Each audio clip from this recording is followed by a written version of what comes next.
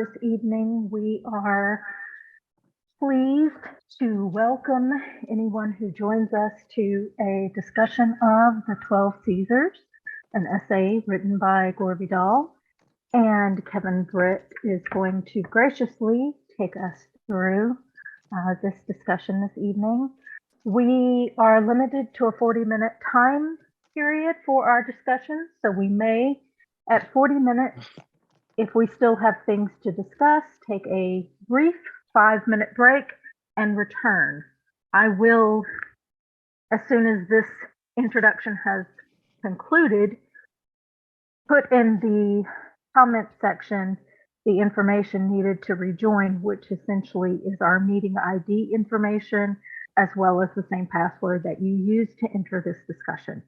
So Kevin, I turn it over to you, and thank you very much. Thank you, Michelle, and I'm so glad, to be here and having this discussion. I thank you for making it possible and for everyone participating. And I know that my wife and children and many of my friends thank you for giving me someone else to talk to about Gore besides them. They've heard a lot.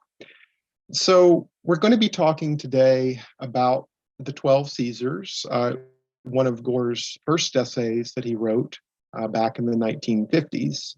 And this is interesting to me that we start out here with a relatively short essay because to me it's accessible.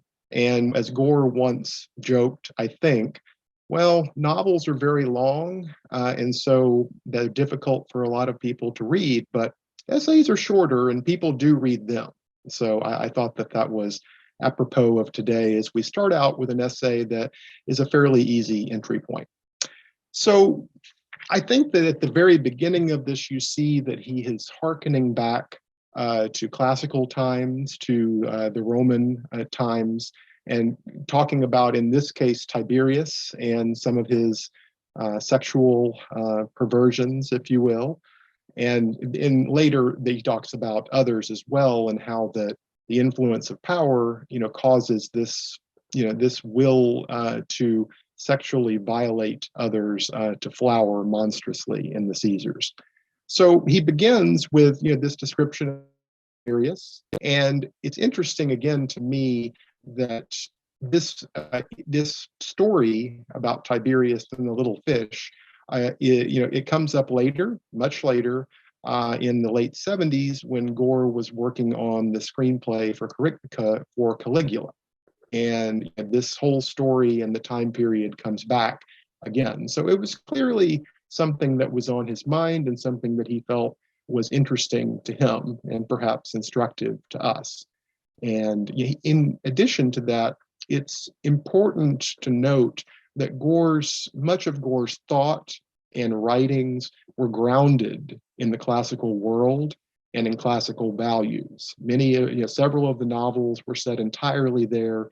Many of the essays were hearkening back to that time and mentioning that time. One of his plays, Romulus, also is something that is going back to the end of the Roman Empire.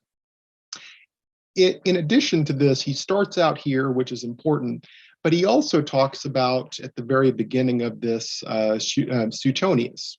And I did note that there were several similarities between Suetonius and Gore himself.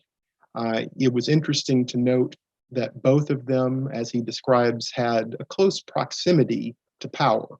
In Gore's case, he grew up in the home of a U.S. senator, Thomas Pryor Gore. And so he often was leading his grandfather onto the Senate floor. And he also was listening to many fascinating conversations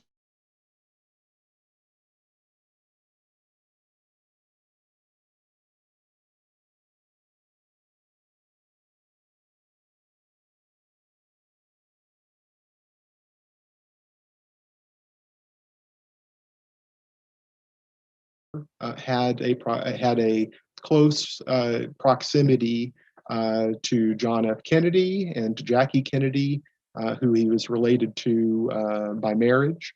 So this is something that both in his childhood and later, he definitely understood in a more intimate way how that the people that run the country actually thought and spoke and behaved.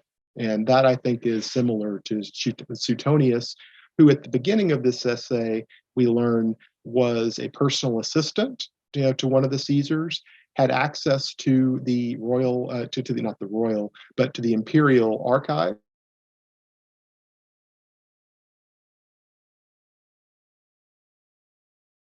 His novels, he did a lot of work to find out what the history of the Caesars was, and the result of that work and research and writing was this book, the 12 Caesars, that, as Gore said, was translated by Robert Graves in a much more accessible way that allowed him to expand on that in this essay.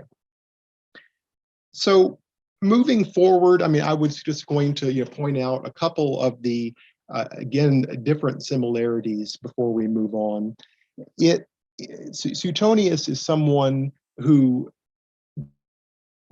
views the earlier republic, Republic of Rome as the time of virtue and as the better political system, certainly, than what was to come, the empire. And they both shared that view that it was, as he put it, a reactionary bias, is that it was better in the past with the republic than it was in the empire times in which they were both living. And so that was certainly a similarity. In addition to that, though, I noticed a real similarity about their focus in terms of subject matter. Both of them were always on the lookout for the interesting, entertaining anecdote. And Gore really enjoyed going and finding these stories that would give us a better sense of these historical figures, who they really were, in terms of day-to-day life, not just their large deeds as it would be described in a history book, but the more personal details. And in Suetonius's case, he talks about Augustus. He was short, 5'7". He blonde, wore lifts in his sandals to appear taller, which I love. And I think of platform shoes and other later innovations along those lines. Everyone wants to be taller, it seems. And perhaps my favorite, favorite note is that he, he softened the hair of his legs with hot walnut shells. And so there's a certain amount of, vanity there, is that he is trying to, make himself, into a more perfect physical specimen, if you will. And Gore did the same thing, where he was always trying to give us a better sense of who these people actually were in real life. And I think of, perhaps Burr as an example of, he was really looking for these, anecdotes and these stories from the past that would give us that sense of who Burr was, or who Washington or Jefferson was. And he wasn't making all of this up. Some of it he did, but it was always, he tried to ground as much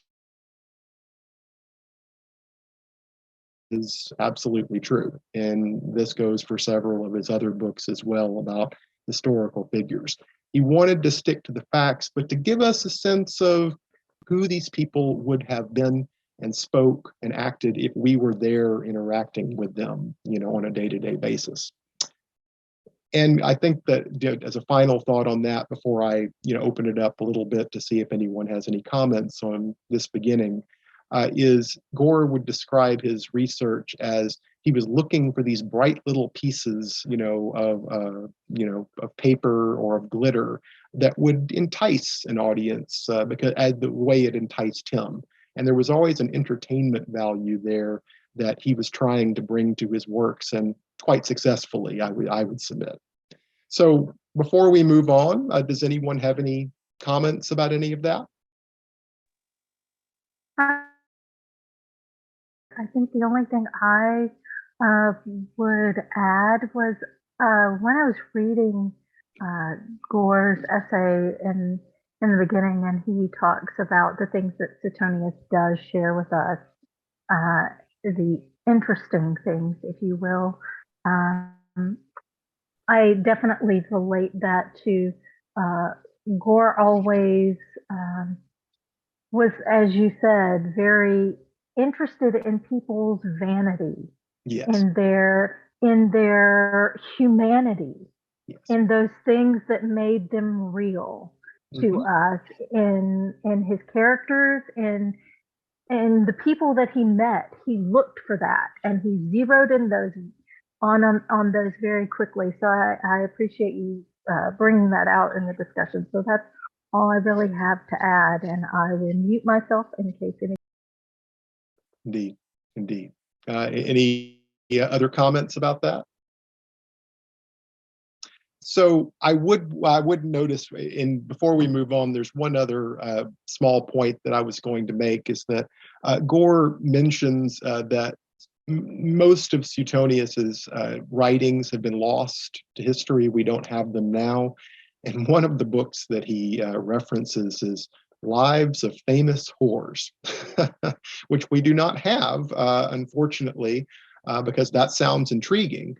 But you do see several of these types of characters, which were apparently true to life. They really were in the story and in history of the madames, that were in both Burr and in Lincoln, as I recall.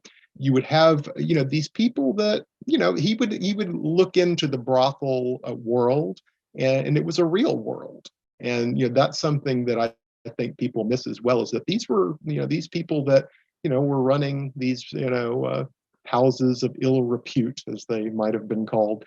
They really existed, and he shared that with them, is that he was interested in the whole picture, the vices, if you will, and trying to, much like Suetonius, trying to shine a light on not just the characters that wielded power, which was his primary interest, I believe, but also these other characters that perhaps wielded a subtler or different kind of power, social power. So that was something that I found to be very interesting. That book that has been lost to history, unfortunately.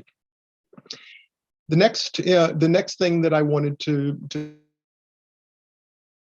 about how that the influence of power is disastrous for these people, because they wielded absolute power. They didn't really have any checks on them.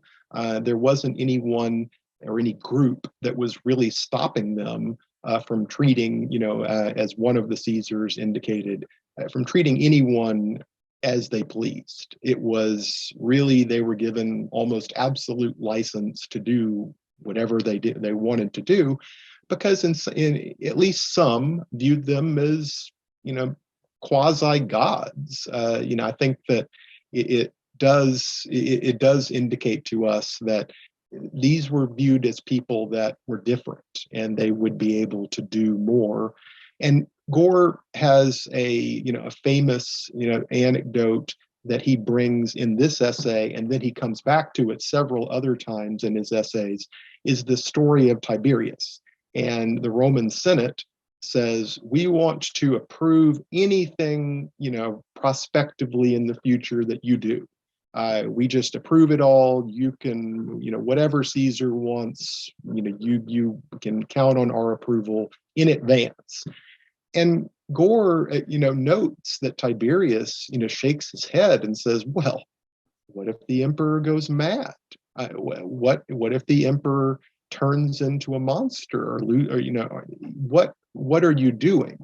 And at the end of this, while the last quote is not here, he references this later, is that Tiberius eventually shook his head and said, when the Senate said, no, no, Caesar, anything you want, you should do. He shook his head and said, how eager they are to be slaves. And he comes back to this again and again in his works, is that people, by and large, want to have a desire to submit to authority. Many people, perhaps most. And it is, as he puts in one of his later works, books, Two Sisters, it is the comfort of childhood a second time, is to trust in this leader to protect you and to make decisions for you. And this is indicative of that.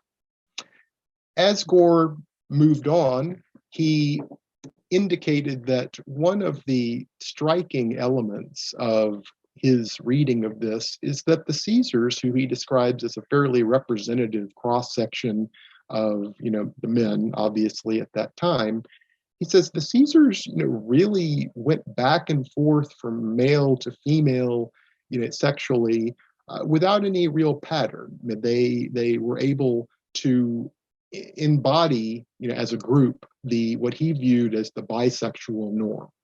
And that was something he would come back to and refine again and again, is that at one point he said everyone is bisexual.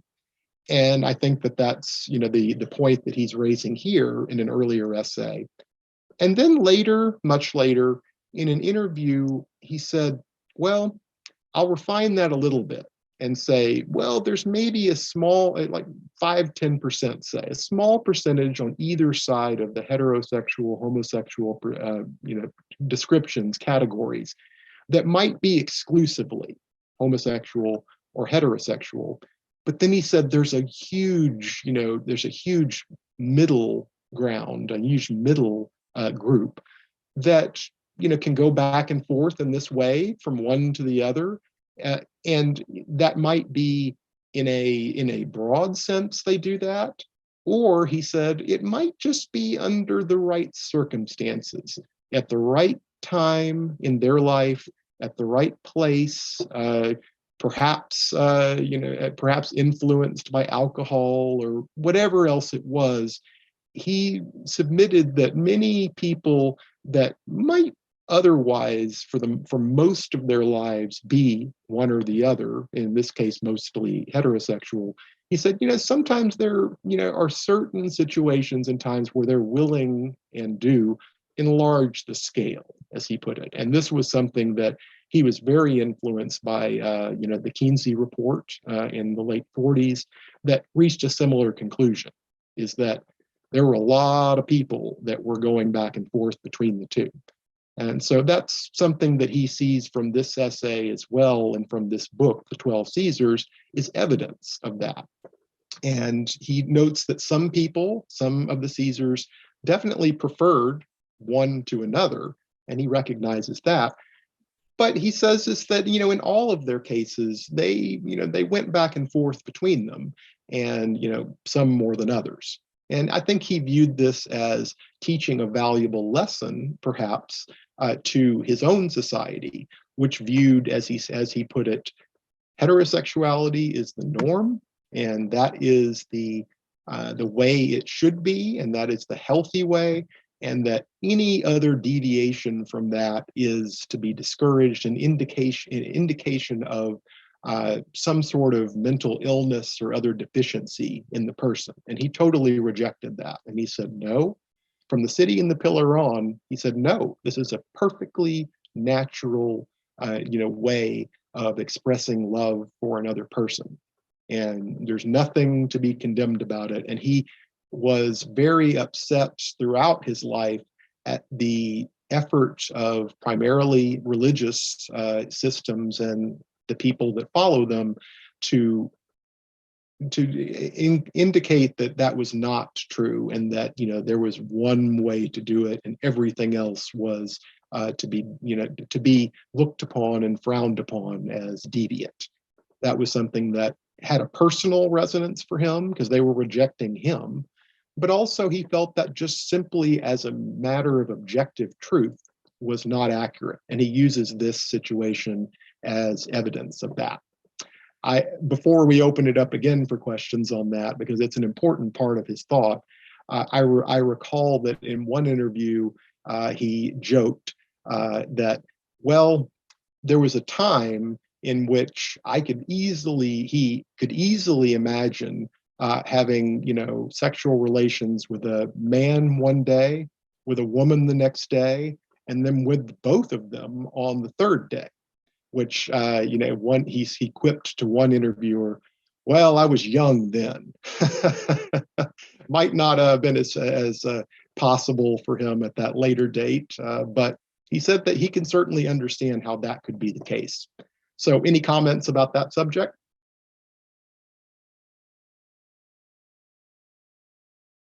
I covered it all. Very nice. Very nice.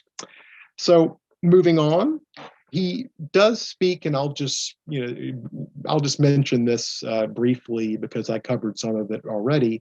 Is that when these Caesars had no checks on them, no ability of others to restrain them, they were quite cruel as a rule. And he views this as not only, as he'll cover later in the essay, not only the corrupting influence of power, which is fairly self-evident, I think, even without these examples from this time on in history, but he's also seeing it as evidence of an innate cruelty, an innate potential for cruelty within human beings, all of us.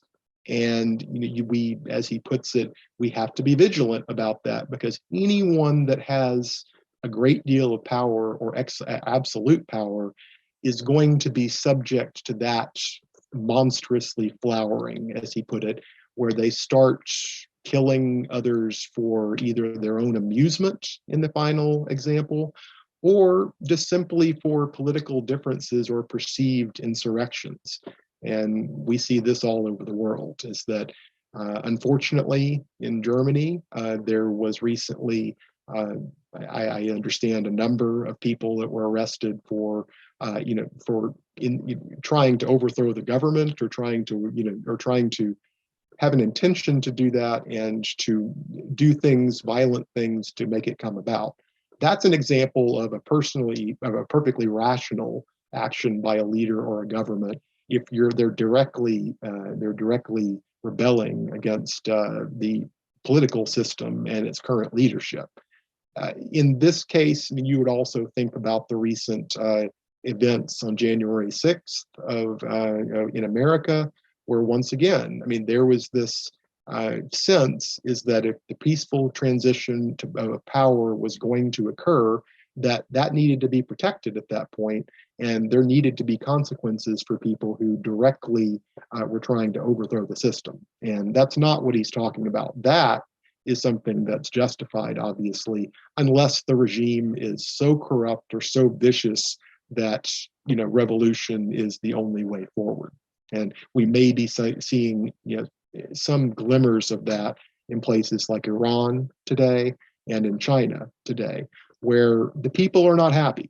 I mean, definitely these protests that we're seeing, some of them are unprecedented, and the people are not happy. And he's seeing that, he sees that the efforts of people in power to crush that, to not respond to people's legitimate grievances, when they're not trying to overthrow the regime by and large in any serious way, that is something that he views as not good. So moving on from that, which seems fairly self-evident, I believe, he talks about how that the potential and the more common areas of violence, both against political leaders, or at least the threats of violence against political leaders, makes them very paranoid. And I think that makes a lot of sense, which also causes them to go overboard in terms of their perceived enemies. And we see that, certainly at this time, and certainly throughout history, is that when the societies become more violent and they start to make credible threats against the leaders then double down, crack down, and it leads to worse and worse outcomes. And he views the better way is for the leaders in those situations to try to understand what, if any, legitimate grievances these people that are protesting have, and in one way or another try to respond to those. So before we move on, any comments about that political aspect?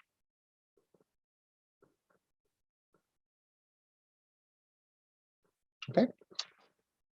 Now, the next that I have here is he talks about how that we are naive about sometimes about the motives that politicians and leaders have for seeking power.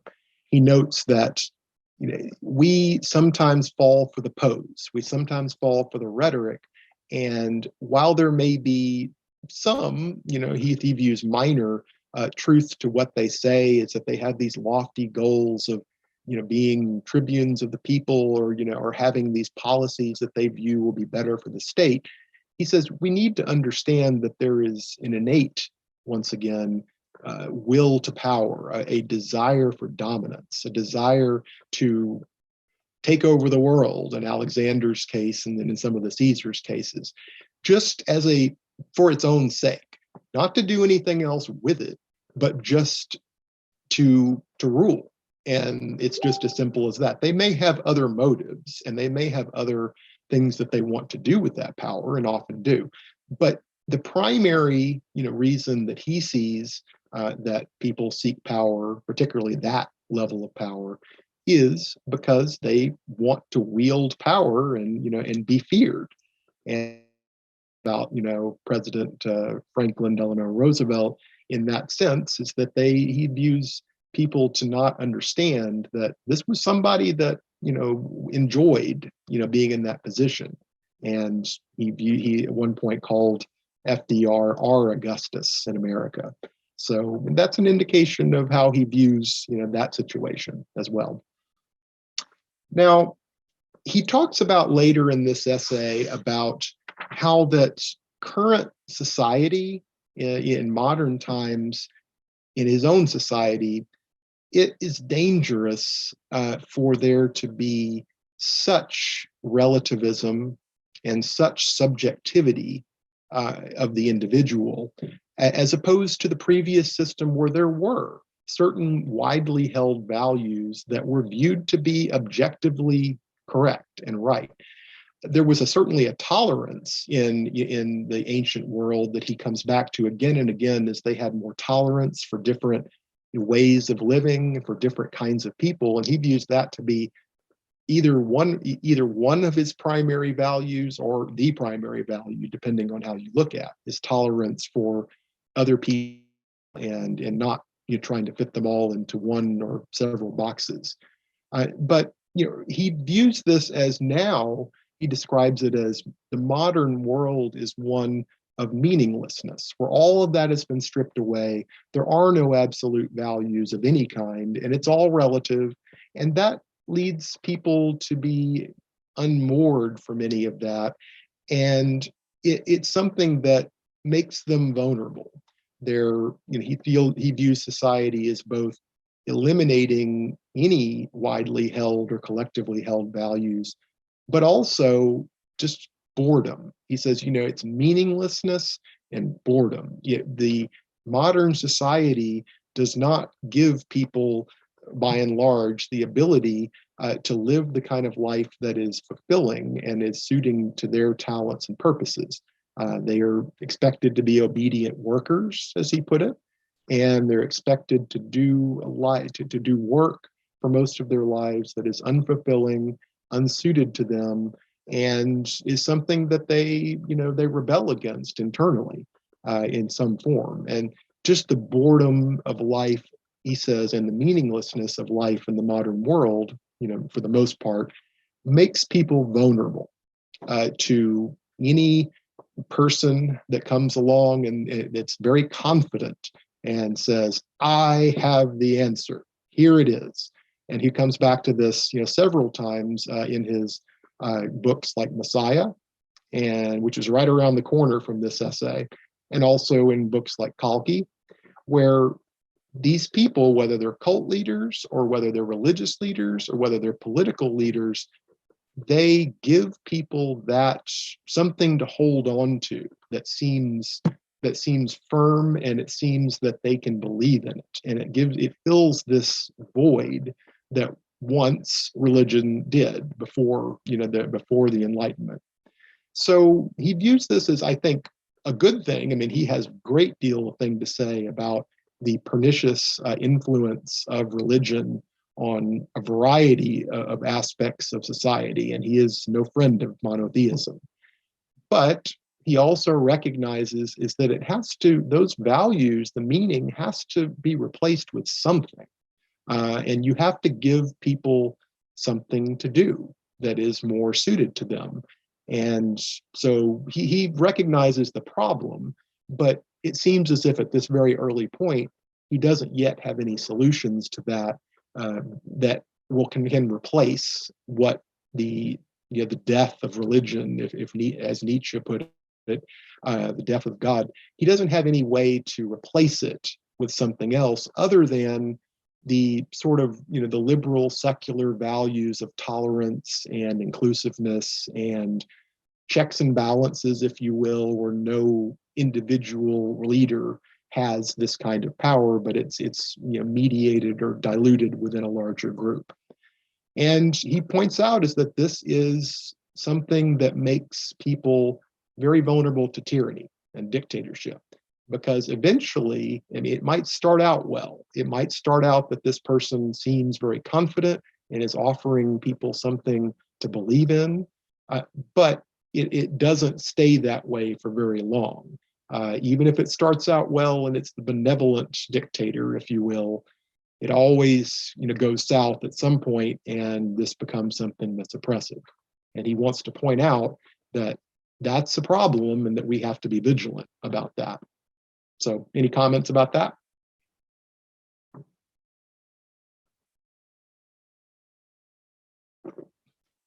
Okay. So let's see where we go from here. He makes a point, and I really think that this is indicative of his later views about the American system, the political system, which he has, he is a fierce critic of it, certainly in his later writings, and he goes into great detail about that. But he notes in this essay that it's better to be non-ruled by mediocrities than to be enslaved by Caesars. And seems fair enough. If those are your two choices, then I would think everyone would agree with that, or most everyone.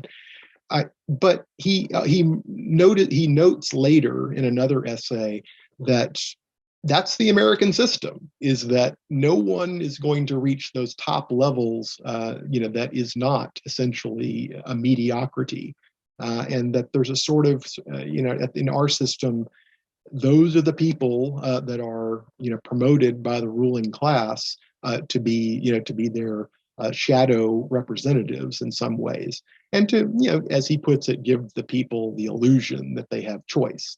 But that's not where the real power lies, and these mediocrities are in essence placeholders and symbols or figureheads for something that goes much deeper.